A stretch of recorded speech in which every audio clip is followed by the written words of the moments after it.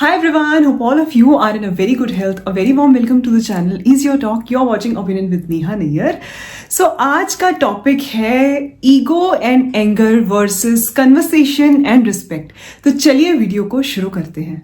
इस टॉपिक में हम एक एक करके स्टार्ट करते हैं. फॉर एग्जाम्पल चाइल्डहुड में ऐसा देखा गया है काफ़ी फैमिलीज में, I think almost all of the Indian families में ये देखा गया है कि छोटे जो बच्चे हैं कुछ गलती कर देते हैं. ठीक है, पेरेंट्स जो होते हैं without looking left right and centre एकदम उनको डांट देते हैं. ठीक है, ऐसे मत करो वैसे मत करो, आउट ऑफ एंगर. बिल्कुल नहीं सोचते कि क्या जो उनके बच्चे ने किया है, बच्चा छोटा है, एज है कि छोटा बच्चा है, गलती कर रहा है, तो क्या रीज़न है उसका.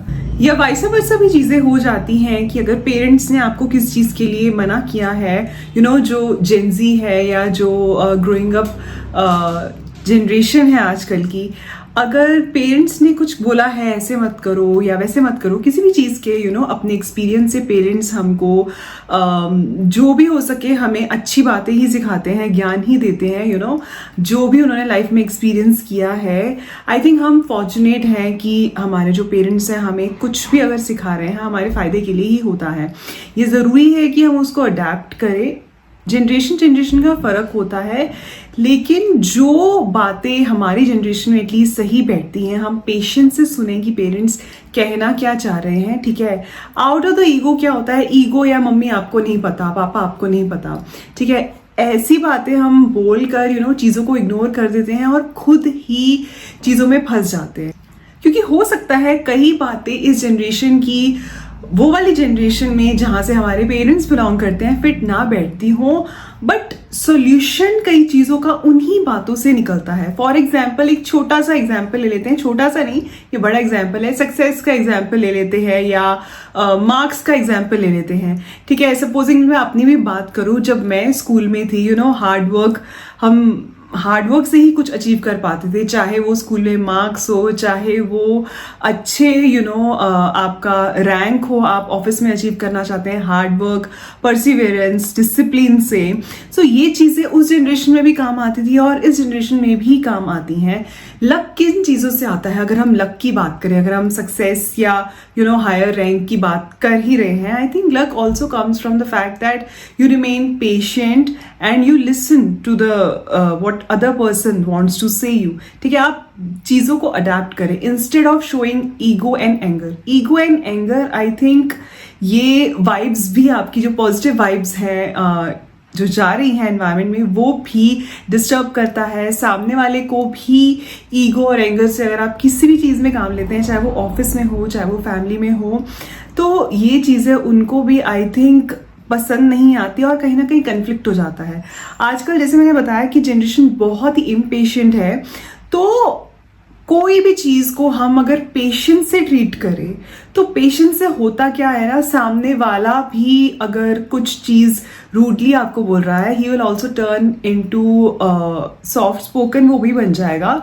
सो ये ज़रूरी है कि जो भी चीज़ है, अगर हम जनरेशन गैप की जैसे मैं बात करी थी, डिफरेंस होता है, तो हम पहले सुने, हमारे फ़ायदे के लिए ही बोलते हैं. जो हमारे पेरेंट्स होते हैं, हमारे एल्डर्स होते हैं, आउट ऑफ ईगो और एंगर से हम इस चीज़ को हैंडल ना करें और इग्नोर ना करें. क्योंकि काफ़ी चीज़ें जैसे मैंने अभी भी बताया जो पुरानी जनरेशन की थी, जहाँ से हमारे पेरेंट्स स्कूल में थे, पढ़कर आए हैं या कॉलेज में थे, वो अब भी काम आती हैं.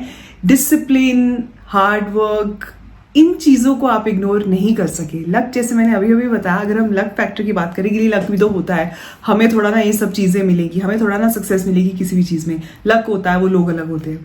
अरे लक का आई थिंक जो मैंने एक्सपीरियंस से नोट किया है, लक जो एक फैक्टर है ना, इट कम्स फ्रॉम, चाहे आपके स्टार्स जिन्हें हम बोलते हैं लकीरें, जैसा भी हो, जैसी भी हो, आपकी किस्मत में है, if you combat it with the discipline, with the patience, with the calm mind, और आप एक्सरसाइज करें, मेडिटेशन करें, या ये सब चीज़ें अगर अपने लाइफस्टाइल में इंक्लूड कर रहे हैं, तो आई थिंक कोई भी आपको नहीं रोक सकता. और सबसे आई थिंक जो मैंने नोट किया है, जो वाइब्स डिस्टर्ब करता है, जैसे मैंने अभी बताया एनवायरनमेंट की वाइब्स डिस्टर्ब करता है, वो है एंगर. हम उसे कंट्रोल करना सीखें कि सामने वाला भी आपके आगे झुकने को तैयार हो जाए, ठीक है, वो भी अगर आप चीज़ें प्यार से हैंडल कर रहे हैं, वो भी आपसे दोस्ती कर ले।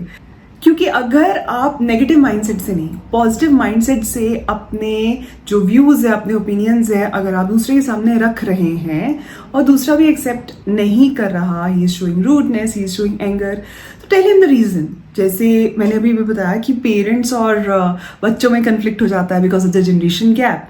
बच्चा जो होता है पेरेंट्स की बात नहीं सुनता, छोटे बच्चे जैसे होते हैं, तो पेरेंट्स को I think it's very important कि वो उन्हें रीजनिंग समझाएं। जैसे फॉर एग्जाम्पल मेरे साथ क्या होता है कि पापा मुझे बोलते हैं कोई भी चीज़ अगर सही नहीं है, पापा विल से मत कर, ही विल से ट्वाइस मत कर, he said that do, but मैंने नहीं बोलता नहीं नहीं नहीं मैं तो करूँगी। और ऐसा I think this is common, ये सिर्फ of course I have learn from my experience अभी तक, बट ये चीज़ कॉमन है, नहीं नहीं नहीं मैं तो वहाँ जा रही हूँ, मैं तो करूँगी, मैं तो बात नहीं मानूंगी या मानूंगा। तो होता क्या उस चीज़ में, I think parents should tell the reasoning. तो कहीं ना कहीं जहाँ एक सेफ एनवायरनमेंट में बच्चे को रखें, या जो भी आपका फ्रेंड भी हो सकता है या आपका कोई भी रिलेटिव भी हो सकता है, तो उनको एक सेफ एनवायरनमेंट में रखें, चल करके देख। कई लोग ऐसे होते हैं इंक्लूडिंग मी, कोई बोलेगा आग जो है वो हाथ जलाती है, तो मैं नहीं मानती, अरे नहीं नहीं मैं बिना एक्सपीरियंस के कैसे मान लूँ, तो मैं पहले आग में हाथ डाल के देखूंगी, देन आई विल रियलाइज कि no this is not fine. तो आई थिंक अगर कोई भी आपका बच्चा है या कोई भी है आपके नोन में, कोई बात नहीं सुन रहा है, आउट ऑफ ईगो नहीं बोलूंगी, आउट ऑफ उनकी बात एक तरह से सही है कि ही वांट्स टू एक्सपीरियंस, या वो ये भी चीज़ गलत है। आई थिंक अगला आपका जो वेलविशर है, अगर आपको किसी चीज़ के लिए रोक रहा है, कई बार रुक जाना भी सही होता है, लेकिन अगर वो नहीं रुक रहा है, लेट हिम और हर एक्सपीरियंस। तो अपने आप जब खराब चीज़ें होंगी, and maintain a protective environment, right, कि प्रोटेक्टिव एनवायरनमेंट आप क्रिएट करें कि कोई भी है कि चल तू करके देख, बट ये होने नहीं वाला, गिव हिम अ वार्निंग कि be safe, be careful while doing XYZ thing. तो अगर वो चीज़ करता है, उन्हें रियलाइज होता है कि ये चीज़ सही नहीं है, तो अपने आप जो होता है वो वापस आ जाएंगी। जैसे होता क्या है ना, लड़कों को तो पीटने का जो हमारे इंडिया में कल्चर है कि वो एकदम पीट देती है मम्मियाँ या पापा जो भी है, लेकिन क्या होता है गर्ल्स के साथ थोड़ा सॉफ्टली ट्रीट होता है, या जैसे भी ऑब्वियसली डांट वांट तो पड़ती है लड़कियों को भी, बट होता मेरे घर में यूजुअली होता था, पापा would let him do, okay ठीक है ध्यान से करना केयरफुली, बट ये नहीं होने वाला। So I would take a step forward कि मैं फिर वापस आ जाती थी कि नहीं भाई ये तो सही चीज़ नहीं है, कोई भी चीज़ हो XYZ, कोई बात ना मानना या कुछ भी चीज़ हो। या होता क्या है ना कि अगर जैसे अपनी फैमिली ने वार्निंग दे दी कि ये चीज़ सही नहीं है, ये चीज़ मत करो, आप फिर भी वो करने जा रहे हो। मेरे साथ क्या होता था कि कोई भी न्यूज़पेपर में मैं सुन लेती थी, अरे यार पापा ने तो ऐसा बोला था कि ऐसा करोगे तो अगर कोई चीज़ गलत हो जाएगी, या कोई न्यूज़ आ गई, ऐसा कुछ हो गया। So I would step back.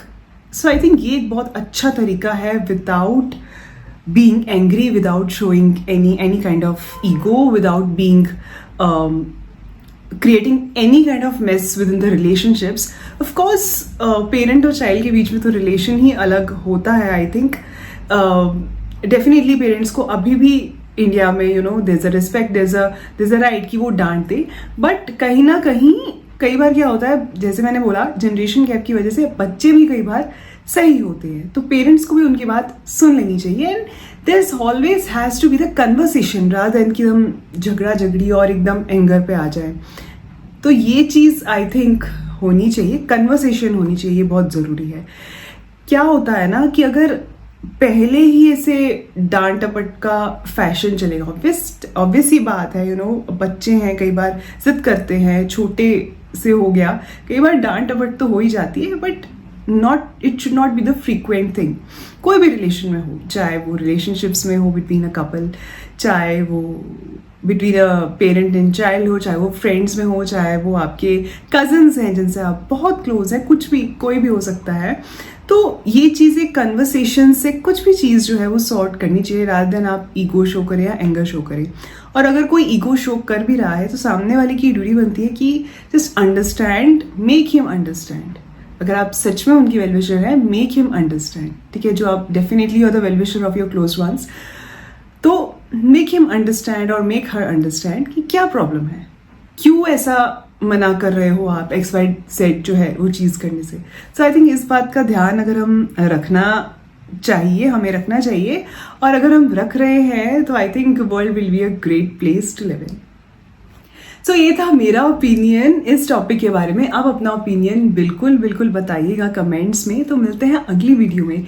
Till then stay safe, take care, and please don't forget to like this video, share this video, and subscribe to our channel. Stay safe, take care, and good